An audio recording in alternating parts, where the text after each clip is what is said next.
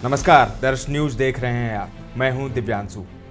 बिहार में सियासी पाला बदलकर नीतीश कुमार अब फिर से एनडीए का हिस्सा बन गए हैं। रविवार को उन्होंने आरजेडी के साथ अपनी गठबंधन सरकार को खत्म किया और बीजेपी के साथ नई सरकार बना ली। दिल्ली से छपने वाले ज्यादातर अखबारों ने इस खबर को पहले पन्ने पर जगह दी। अंग्रेजी अखबार द टेलीग्राफ के रिपोर्ट के मुताबिक सूत्रों का कहना है कि नीतीश कुमार को इस बार ज्यादा आक्रामक बीजेपी का सामना करना होगा, क्योंकि पीएम मोदी और अमित शाह बिहार जीतना चाहते हैं। अखबार लिखता है कि बीजेपी नीतीश कुमार के साथ साझेदारी के लिए शायद इसीलिए तैयार हुई क्योंकि वो विपक्षी दलों के गठबंधन इंडिया को नुकसान पहुंचाना चाहती है। पार्टी से जुड़े लोगों का कहना है कि बिहार में बीजेपी पूरा नियंत्रण अपने पास लेना चाहती है। एक बीजेपी नेता ने कहा, बिहार बीजेपी की आपत्तियों के बावजूद शीर्ष नेतृत्व नीतीश कुमार के साथ गया। ये जीतने के लिए झुकने वाली रणनीति है। इस बार बिहार नीतीश कुमार नहीं, बीजेपी चलाएगी। हालांकि मोदी और शाह लोकसभा चुनावों तक नीतीश के मामले में दखल नहीं देंगे, ताकि चुनावों में बिहार से ज्यादा सीटें हासिल की जा सकें। तो आखिर बीजेपी और जेडीयू में क्या डील हुई? टेलीग्राफ की रिपोर्ट में की माने तो इस बार बीजेपी जेडीयू से ज्यादा सीटों पर चुनाव लड़ेगी। 2019 चुनाव में बीजेपी और जेडीयू 17 सीटों पर चुनाव लड़ी थी। बाकी की 6 सीटों पर लोक जनशक्ति पार्टी ने चुनाव लड़ा था। बीजेपी के एक नेता ने कहा कि इस बार पार्टी 20 सीटों पर खुद लड़ेगी और 14 से 15 सीटें जेडीयू को दी जा सकती हैं। पार्टी के रणनीतिकारों का कहना है कि लोकसभा चुनाव के बाद बिहार में बीजेपी अपनी पकड़ मजबूत करने की शुरुआत करेगी, ताकि नीतीश को किनारे किया जा सके।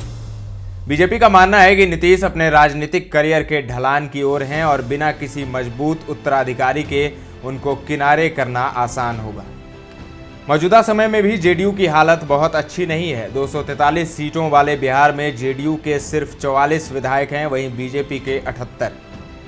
अगले साल होने वाले बिहार विधानसभा चुनाव में अगर बीजेपी ने जेडीयू से ज्यादा सीटें जीत ली तो वो मुख्यमंत्री की कुर्सी पर अपना दावा करेगी।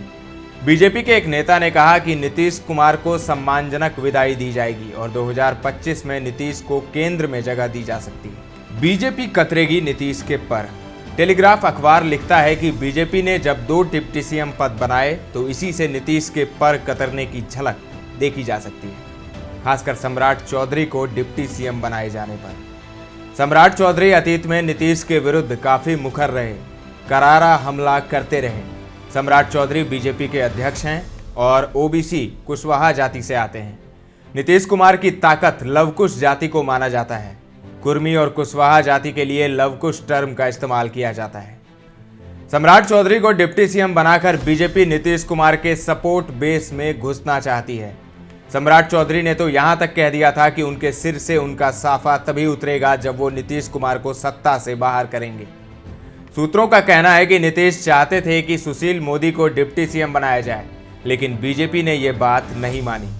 सुशील मोदी भी ओबीसी समुदाय से आते हैं और नीतीश के साथ डिप्टी सीएम रह चुके हैं। सम्राट चौधरी के अलावा बीजेपी ने विजय सिन्हा को भी डिप्टी सीएम बनाया है। विजय सिन्हा भूमिहार जाति से आते हैं और वो भी नीतीश पर काफी आक्रामक रहे हैं। ये दोनों नेता नई पीढ़ी के आक्रामक नेता हैं।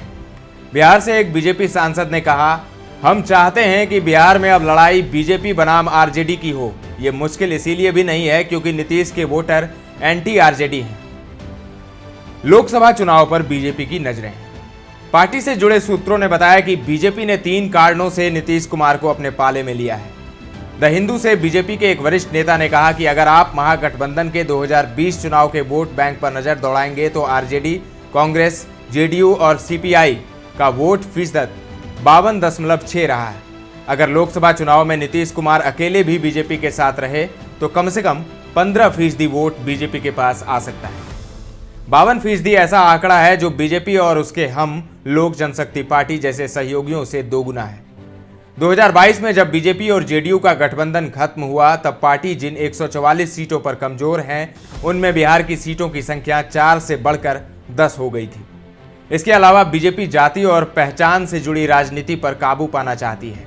नीतीश कुमार अगर बीजेपी के पाले में रहते हैं तो कुछ दिन पहले जारी किए गए जाति सर्वे से होने वाले फायदे को वो उठा सकेगी। इसी बहाने जाति जनगणना पर कांग्रेस की बयानबाजी को भी चुनौती दी जा सकेगी। बीजेपी के इस कदम से इंडिया गठबंधन को भी झटका मिला है। इस गठबंधन को जोड़ने में नीतीश कुमार की अहम भूमिका रही थी। एक सूत्र ने कहा, इंडिया गठबंधन पहले से ही बंगाल में टीएमसी, दिल्ली और पंजाब में आम आदमी पार्टी के साथ चुनौतियों का सामना कर रहा है।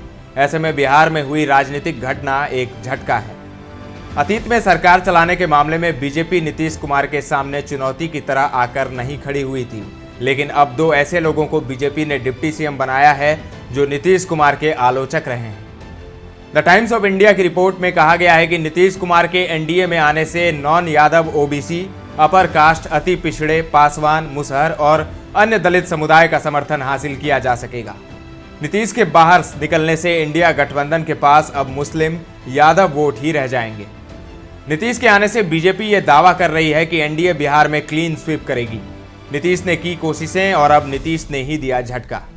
हिंदुस्तान टाइम्स अखबार की एक रिपोर्ट के मुताबिक नीतीश कुमार ने कैसे इंडिया गठबंधन को जोड़ने की कोशिश की और अब खुद ही उसे झटका देकर किनारे हो गए हैं। अखबार लिखता है कि नीतीश का ये कदम काफी अहम है क्योंकि इससे उस हिंदी भाषी राज्य में इंडिया गठबंधन को झटका पहुंचा है जहां वो सरकार में थे। पिछले साल 3 महीने से ज्यादा वक्त तक नीतीश कुमार ने कई राज्यों का दौरा किया, कई बड़े नेताओं से मुलाकात की और तब इंडिया गठबंधन की नींव रखी गई।